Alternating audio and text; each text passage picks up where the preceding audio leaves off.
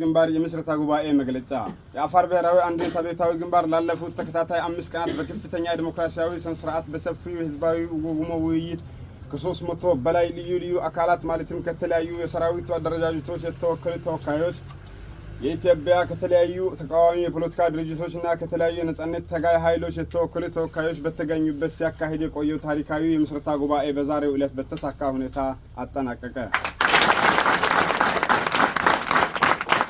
ላለፉት 5 ቀናት ሲያካሂድ የቆየው የምስረታ ጉባኤ በዋናነት ግንባሩ ለወደፊት ለሚያደርጋቸው ሁለንተናዊ እንቅስቃሴዎች መመሪያና መዋቅራዊ መሰረት የሚሆኑ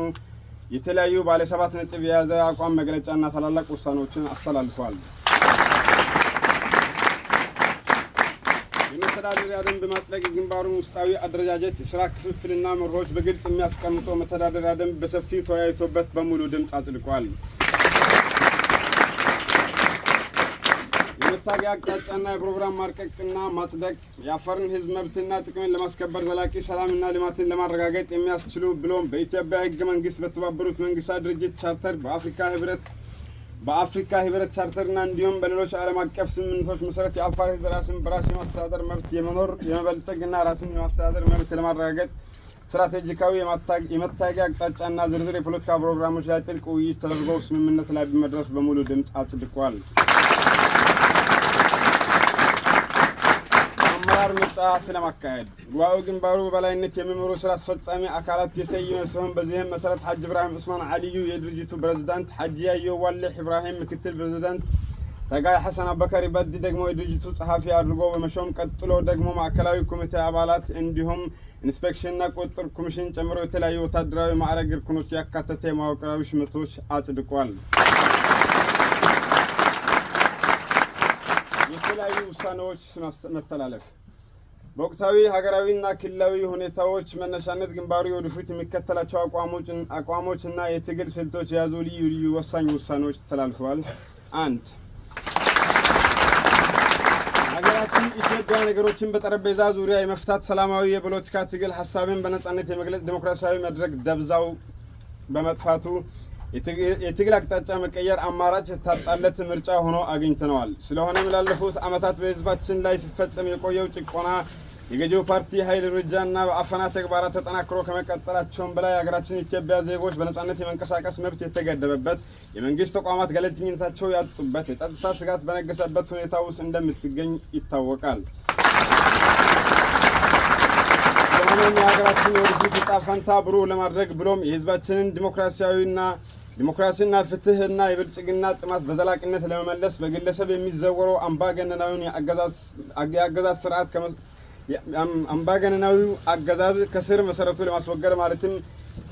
ማለትም የዲሞክራሲያዊ መብት ከሚታገሉ ሌሎች የኢትዮጵያ ልጆች ጋር ስልታዊ የፖለቲካና የአፈሙዝ ጥምረት መመስረትን በተመለከተ ጥልቅ ውይይት በማድረግ ከስምምነት ላይ መድረሳችን ለመላው የሀገራችን ህዝቦች በደስታ እናበስራለን። ስላስፈላጊነቱ በዜጎቻችን ላይ የተጋረጡ የህልውና አደጋና ሁለንተናዊ ተግዳሮቶች በመገንዘብ በተናጠል ከምናደርጋቸው የትኛውን እንቅስቃሴ በላይ ከቀሪው አገዛዙን ከሚቃወሙ ብሎም ሀገራዊ አደጋን ለመቀልበስ የትጥቅ ትግል ከሚያካሂዱ ኃይሎች ጋር በተባበረ ክንድ እጅ ለእጅ ተያይዘን ሀገራችንን ከጥፋት ለመታደግ ማለትም የገዢው ፓርቲ ኃይሎችና በቀጥታ በገዢው ፓርቲ አማካኝነት የሚደገፉና የሚተዳደሩ ብሎም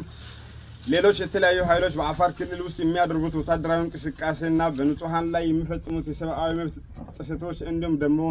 ስነልቦናዊ ጥቃቶች ከመቼውም በላይ ተጠናክሮና ተባብሶ ቀጥሏል። ከዚህም በመነሳት የአፋር ብሔራዊ አንድነት አብዮታዊ ግንባር የህዝብን ደህንነት ወጥቶ መግባትና በሰላም የመኖር ዲሞክራሲያዊ መብት ለማስከበር ሲባል ከቀሪው ለነጻነት ከሚታገሉ የኢትዮጵያ ልጆች ጋር ያለንን ጥምረት አጠናክረን የሚከተሉት እርምጃዎች ለመውሰድ መወሰናችንን በአጽንኦት እናሳውቃለን።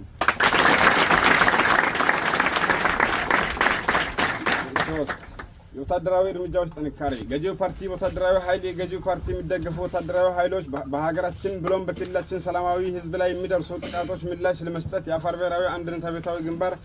በወታደራዊ አወቃቀሮቻቸውና በሰፈራቸው ላይ ሁሉን አቀፍና የተመረጡ ጥቃቶች ለመፈጸም መወሰኑን እንገልጻለን። የደህንነት ጥበቃ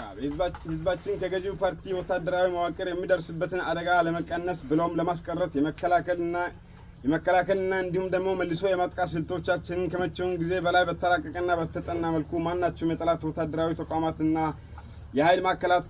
ካሁን በኋላ የጥቃታችን ኢላማ እንደሚሆኑ እናረጋግጥላችኋለን።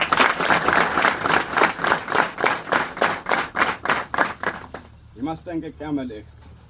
በገዢው ፓርቲ አፋና ውስጥ ተሳታፊ የሆናችሁ የመከላከያና ሌሎች የጸጥታ ኃይሎች ከህዝብ ጎን በመቆም ከድርጊታችሁ እንድትቆጠቡ እናሳስባለን። በተጨማሪ ደግሞ በትግላችን ላይ እንቅፋት የመፍጠር ተልእኮ ያነገባችሁና ገዢው ፓርቲ ከህዝብ በዘረፈው ብርና በተለያዩ ጥቅማ ጥቅም የሚደልሏችሁ አንዳንድ የንዋይ ባሮች ከመሰል ድርጊታችሁ እንድትቆጠቡ በጥብቅ እናሳስባለን።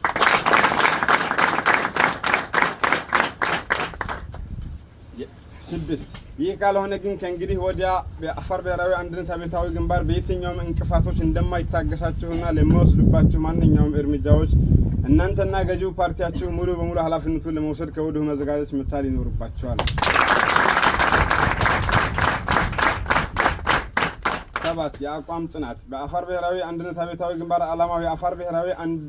ብሔራዊ አንድነት አብዮታዊ ግንባር በዚህ ታሪካዊ የምስረታ ጉባኤ ላይ የተሳተፉ ሐሳብና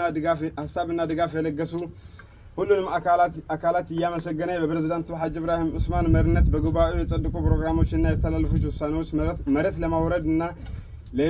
ለህዝቡ ዘላቂ ጥቅም ሲባል ጉባኤው የጣለባቸው ኃላፊነት በቁርጠኝነት እንደሚሰሩ ቃለ መሐላ በመፈጸም ጉባኤው በተሳካ ሁኔታ ተጠናቀቀ።